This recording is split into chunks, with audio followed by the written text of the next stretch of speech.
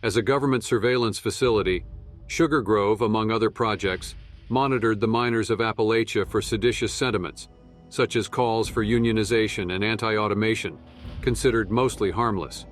Complex investigations of money trails for Chinese connections. And as the situation in Appalachia escalated following the increase in automation and the Free States' secession, investigating strikers for communist connections and keeping tabs on the secessionists. All collected intelligence was documented and deposited in the facility's vast archival system. Sugar Grove, however, also played a role in suppressing dissent and opposition, going beyond just watching.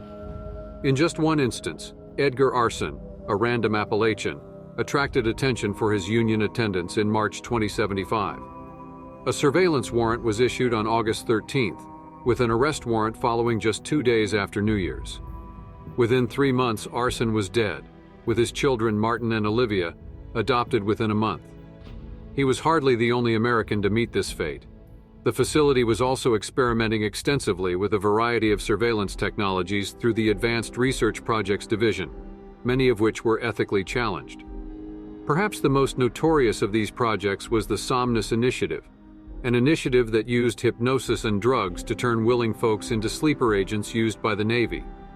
Disguised from other analysts as external contractors, the initiative started in late August 2077, and numerous Appalachians were abducted and processed, with a rather spotty success record that included maiming, mind damage, and the accidental creation of superhuman martial artists. Other projects were less successful. These include BR-04, Project Locust, which sought to develop a self-directed vertibot swarm capable of covertly accessing enemy installations and extracting data of interest. It was abandoned after engineering estimates indicated that vertibots equipped with Project Locust technology would be approximately the size of a consumer sedan, making covert actions by a swarm infeasible. RD-68 Barrier attempted to develop an electromagnetic suppression field capable of dampening gamma radiation, providing a counter to radiation weapons, and enabling operations directly after a tactical nuclear strike. Although initial tests were promising, the field emitter required exponentially more power to operate at scale. Shielding an area 20 feet, 6 meters in radius would require 3 industrial nuclear reactors. It was also scrapped.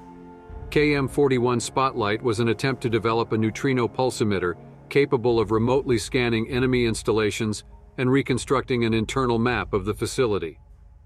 A field test conducted on a civilian office building on June 22, 2077, resulted in mass civilian casualties following a sudden mass psychotic episode. The project was scrapped, though its potential usefulness for military applications was noted. There were 2 semi-successful projects. The first was CX-15, or Project Siphon, an attempt to develop an automated data exfiltration holotape by Patricia Nunes, capable of scanning hostile networks, detecting data sources of interest, compressing the data, and extracting it for later analysis. By June 2077, it achieved a successful data compression ratio of 200:1, but the cost of iridium-infused magnetic tapes, $15 million per holotape, and multiple personal use issues resulting in 2 lost tapes, forced the project to be put under tight control.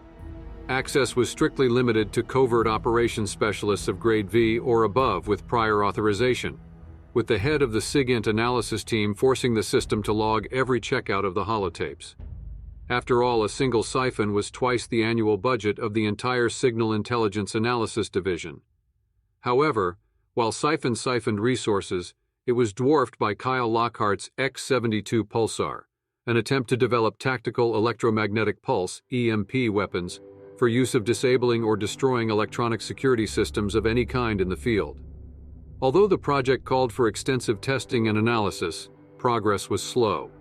A test cycle required the analysts to fire the weapon, break down the robot, analyze the damage, reset and recalibrate, repeat. Even with a fabricator on site, they could only perform 4 tests on a good day. October 4, 2077, represented that peak capacity. As a talented engineer, Lockhart soon managed to create a workaround. He could set up the fabrication pod to assemble a robot, pipe the fabricator's steam release into a hydraulic actuator to trigger the weapon, and then have the fabricator disassemble the robot and save off the results. The whole cycle took about 8 minutes. Lockhart took the next week off for a well-earned vacation, leaving the testing on automatic. This lack of discipline quickly started to affect Sugar Grove operations, especially since Lockhart neglected to inform his colleagues about the experiment. By the 9th, auxiliary generators had to be brought online. On the 11th, the routine started to consume runaway amounts of storage and forced the facility to tap into the Monongah power grid after the test burned out 8 generators. The tap siphoned enough power to cause brownouts. By the 13th, the routine consumed all available data space, forcing a secondary tape drive to be brought online. This continued until 58 tape drives were completely filled. That is all the available storage in the facility. Lockhart returned to work on the 18th, to a mound of junk data filling up the drives, and no way to efficiently analyze it all. Worse yet, General Thomas McAllen, responsible for oversight at the facility, took notice of the impact Lockhart's test had and threatened to sack Lockhart for interfering with a facility crucial to the war effort. Lockhart was given a week to provide a report and an explanation for the incident. He realized the futility of the work by the 21st, with less than 4 days to go. The test data was fragmented across the mainframe, and the system couldn't handle the volume, leaving him with no means to access the data, much less analyze it. His only hope lay with the siphon holotapes, but since the project was taken out from under his jurisdiction, he was not on the list of people permitted to access the holotapes. The strict controls instituted after repeated misuse also made borrowing it impossible.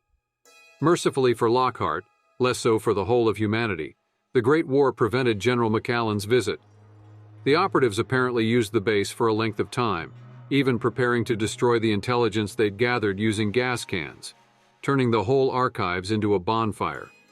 However, they never seemed to complete the task by throwing the lit matches on the pyre, allowing the robotic staff on site to preserve it and the system operations.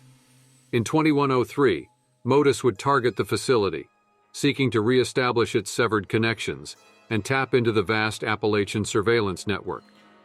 Unrelated to the facility's intelligence operations, Sugar Grove was also partly under direction of the United States Space Administration. Athena, the Deep Sleep Project AI, was located in the facility's data center. Sugar Grove also functioned as an USSA beacon, which is why Commander Sophia Daguerre crashed in Western Virginia, her pod safety measures landing her near an available USSA facility.